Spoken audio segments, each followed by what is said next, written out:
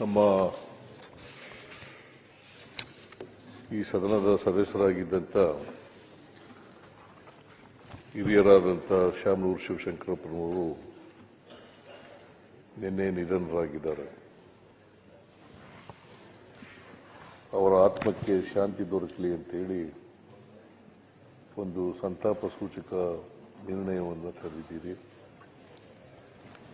ಆ ನಿರ್ಣಯಕ್ಕೆ ನನ್ನ ಬೆಂಬಲವನ್ನು ವ್ಯಕ್ತ ಮಾಡಿ ಶಾಮನೂರು ಶಿವಶಂಕರಪ್ಪನವರ ಬಗ್ಗೆ ಕೆಲವು ಮಾತುಗಳನ್ನು ಆಡಲಿಕ್ಕೆ ಬಯಸ್ತೇನೆ. ಶಾಮನೂರು ಶಿವಶಂಕರಪ್ಪನವರು ದೇಶದಲ್ಲಿಯೇ ಒಬ್ಬ ಹಿರಿಯ ಶಾಸಕ.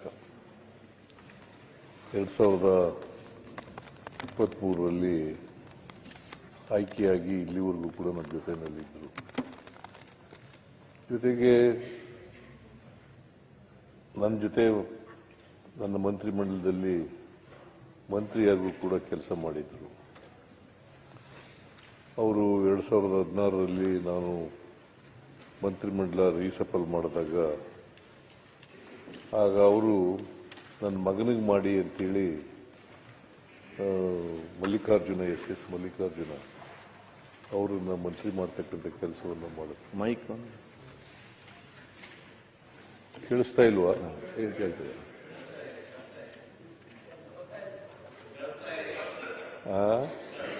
ಕೇಳಿಸ್ತಾ ಇದೆ. ಓಕೆ. ಎಸ್ ಮಲ್ಲಿಕಾರ್ಜುನ ಅವರು ಈಗ ನನ್ನ ಮಂತ್ರಿಮಂಡಲದಲ್ಲಿ ಸಚಿವರಾಗಿದ್ದಾರೆ. ಅವರ ಕೊನೆಯ ಮಗ ಕೂಡ. ಅವರನ್ನ ಮಂತ್ರಿ ಮಾಡಿ ಅಂತೇಳಿ ಇವರು ರಾಜೀನಾಮೆ ಕೊಟ್ಟರು. ಬಹಳ ದೀರ್ಘಕಾಲ ಅಖಿಲ ಭಾರತ ವೀರಶೈವ ಮಹಾಸಭಾದ ಅಧ್ಯಕ್ಷರಾಗಿದ್ದರು. ಈ ಗಳಿಗೆವರೆಗೂ ಕೂಡ ಆಗಿದ್ದರು. ಅವರು 69ರಲ್ಲಿ ದಾವಣಗೆರೆಯಲ್ಲಿ ಪುರಸಭೆಯ ಸದಸ್ಯರಾಗಿ ಆಮೇಲೆ ಅದರ ಅಧ್ಯಕ್ಷರಾಗೂ ಕೂಡ ನಗರಸಭೆಯ ಅಧ್ಯಕ್ಷರಾಗೂ ಕೂಡ ಕೆಲಸ ಮಾಡಿದರು. ತಮ್ಮ 63ನೇ ವಯಸ್ಸಿನಲ್ಲಿ ಶಾಸಕರಾದರು. 1994ರಲ್ಲಿ ಶಾಸಕರಾದರು. 6 ಬಾರಿ ಶಾಸಕರಾಗಿ ಆಯ್ಕೆಯಾಗಿದ್ದರು. 6 ಬಾರಿ. ಒಮ್ಮೆ ಸಂಸತ್ತಿನ ಸದಸ್ಯರಾಗೂ ಕೂಡ ಆಯ್ಕೆಯಾಗಿದ್ದರು. ಅವರು ಬಹಳ ದೀರ್ಘಕಾಲ ರಾಜಕೀಯದಲ್ಲಿದ್ದರು. ಇವತ್ತು ದಾವಣಗೆರೆಗೆ ಅದು ಆರ್ಥಿಕವಾಗಿ, ಸಾಮಾಜಿಕವಾಗಿ, ಶೈಕ್ಷಣಿಕವಾಗಿ ಮುಂದುವರೆದಿದ್ರೆ ಶಾಮನೂರು ಶಿವಶಂಕರಪ್ಪನವರು ಕಾರಣ ಅಂತಕ್ಕಂಥ ಮಾತುಗಳನ್ನು ಹೇಳಲಿಕ್ಕೆ ಬಯಸ್ತಾ ಇದ್ದಾರೆ. ದಾವಣಗೆರೆಯನ್ನ ವಿದ್ಯಾಕಾಶಿಯಾಗಿ ಮಾಡಿದ್ರು. ಇಂಜಿನಿಯರಿಂಗು ಮತ್ತು ಮೆಡಿಕಲ್ ಕಾಲೇಜುಗಳು, ಇತರ ಸಂಸ್ಥೆಗಳನ್ನು ತೆಗೆದು ಬಹಳ ದೀರ್ಘಕಾಲ ಬಾಪೂಜಿ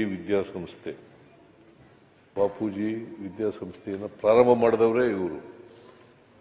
ಒಬ್ಬ ವ್ಯಾಪಾರಗಾರರಾಗಿ ಪ್ರಾರಂಭ ಮಾಡಿ ಅವರು ಸಾಮಾಜಿಕ, ಆರ್ಥಿಕ, ಶೈಕ್ಷಣಿಕ, ಸಾಮಾಜಿಕ ಕ್ಷೇತ್ರಗಳಲ್ಲಿ ತಮ್ಮದೇ ಆದಂಥ ಛಾಪನ್ನು ಮೂಡಿಸಿದ್ದಾರೆ.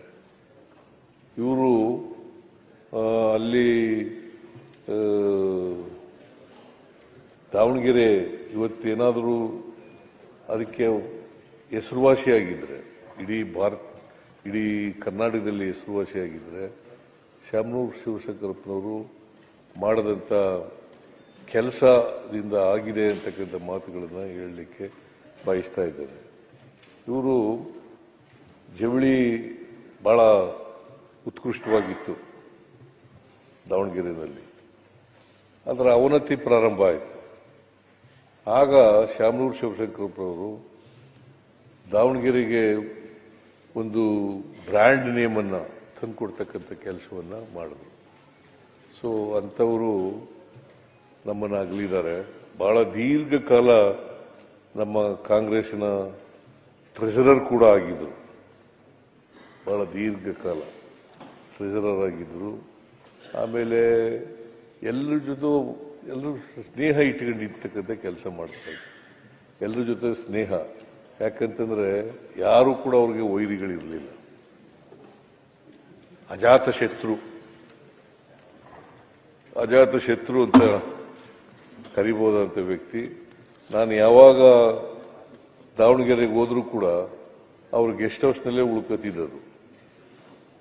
ಆಮೇಲೆ ನನ್ನ ದಾವಣಗೆರೆ ಹೋದಾಗೆಲ್ಲ ಊಟಕ್ಕೆ ಬರಿ ಅಂತ ಕರೀತಿದ್ರು. ಯಾವಾಗ ಹೋದ್ರೂ ಕೂಡ ನಮ್ಮನೆಯಲ್ಲೇ ಊಟ ಮಾಡಬೇಕು ಅಂತ ಕರೀತಾ ಇದ್ರು. ಹಾಗಾಗಿ ಅಲ್ಲೇ ಊಟ ಮಾಡ್ತಿದ್ದೆ.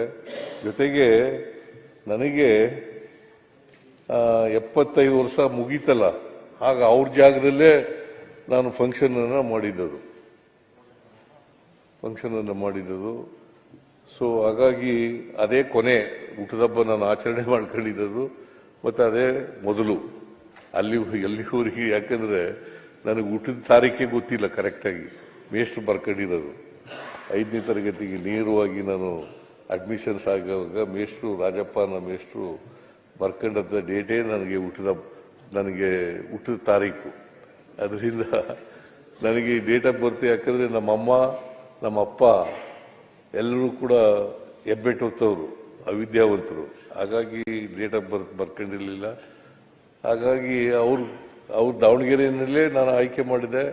ಅವ್ರ ಜಾಗದಲ್ಲೇ 75ನೇ ವರ್ಷದ ಜನ್ಮದಿನವನ್ನ ಆಚರಣೆ ಮಾಡ್ಕೊಳ್ತಕ್ಕಂಥ ಕೆಲಸವನ್ನ ಮಾಡಿದ್ದೆ. ಸೊ ಒಂದೇನಪ್ಪಾ ಅಂತಂದ್ರೆ, ಶಾಮನೂರು ಶಿವಶಂಕರಪ್ಪನವರು ಸಹಾಯ ಹಸ್ತ ಬಹಳ ಇತ್ತು.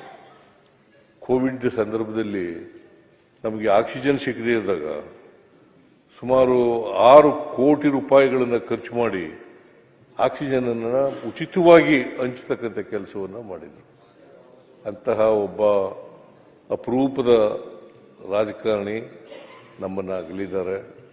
ಅವರ ಆತ್ಮಕ್ಕೆ ಚಿರಶಾಂತಿ ದೊರಕಲಿ ಅಂತಕ್ಕಂಥ ಮಾತುಗಳನ್ನು ಹೇಳಿ, ಅಪಾರವಾದಂಥ ಅವರ ಕುಟುಂಬ, ಯಾಕಂದ್ರೆ ಒಂದು ದೊಡ್ಡ ಕುಟುಂಬ, 3 ಜನ ಗಂಡು ಮಕ್ಕಳು 4 ಜನ ಹೆಣ್ಮಕ್ಳು ಇದ್ದಂಥ ಒಂದು ದೊಡ್ಡ ಕುಟುಂಬ.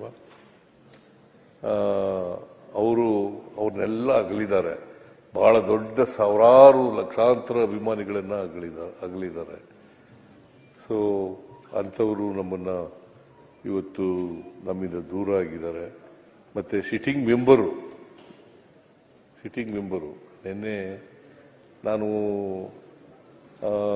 ಒಂದು 15 ದಿನಗಳ ಹಿಂದೆ ಕಾಣಿಸುತ್ತೆ ಆಸ್ಪತ್ರೆಗೆ ಹೋಗಿದ್ದೆ. ಅಷ್ಟೊತ್ತಿಗಾಗಲೇ ಅವರು ಮಾತಾಡೋ ಪರಿಸ್ಥಿತಿಯಲ್ಲಿ ಇರಲಿಲ್ಲ. ಅಲ್ಲಿ ಒಂದು ಅರ್ಧ ಗಂಟೆ ಇದ್ದು ನೋಡ್ಕೊಂಡು ಬಂದೆ. ಸೊ ಅಂಥವರು ನಮ್ಮನ್ನ ಅಗಲಿದ್ದಾರೆ. ಅವರ ಆತ್ಮಕ್ಕೆ ಚಿರಶಾಂತಿ ದೊರಕಲಿ. ಅವರ ಕುಟುಂಬ ವರ್ಗದವರಿಗೆ, ಅವರ ಅಭಿಮಾನಿಗಳಿಗೆ, ಅವರ ಸ್ನೇಹಿತರಿಗೆ, ಅವರ ಬಂಧು ಬಾಂಧವರಿಗೆ ಅವರ ಸಾವಿನ ದುಃಖವನ್ನು ಭರಿಸ್ತಕ್ಕಂಥ ಶಕ್ತಿ ಕೊಡಲಿ ಅಂತೇಳಿ ಪ್ರಾರ್ಥನೆ ಮಾಡ್ತೀನಿ. ಸೊ ನಾನು ಇವತ್ತು ಅರ್ಜನ್ ಆಗ್ತದೆ ಅಂತೇಳಿ ನಾನು ಭಾವಿಸ್ಕೊಂಡಿದ್ದೆ. ಯಾಕಂದರೆ ಸಿಟ್ಟಿಂಗ್ ಮೆಂಬರ್ ಆಗಿರೋದ್ರಿಂದ ಇವತ್ತು ಅರ್ಜನ್ ಆಗ್ತದೆ ಅಂತ ಭಾವಿಸ್ಕೊಂಡಿದ್ದೇನೆ. ನಾನು ಇದಾದ ತಕ್ಷಣ ಸಂತಾಪ ಆದ ತಕ್ಷಣ ನಾನು ದಾವಣಗೆರೆಗೂ ಕೂಡ ಹೋಗ್ತಾ ಇದ್ದೀನಿ ಅಂತೇಳಿ ನನಗೆ ಅವಕಾಶ ಕೊಟ್ಟಿದ್ದಕ್ಕೆ ನಿಮಗೆ ಹೊಂದಿಸಿ ನನ್ನ ಮಾತುಗಳನ್ನು ಮುಗಿಸ್ತೇನೆ ಅಂತಕ್ಕಂಥ ಮಾತುಗಳು.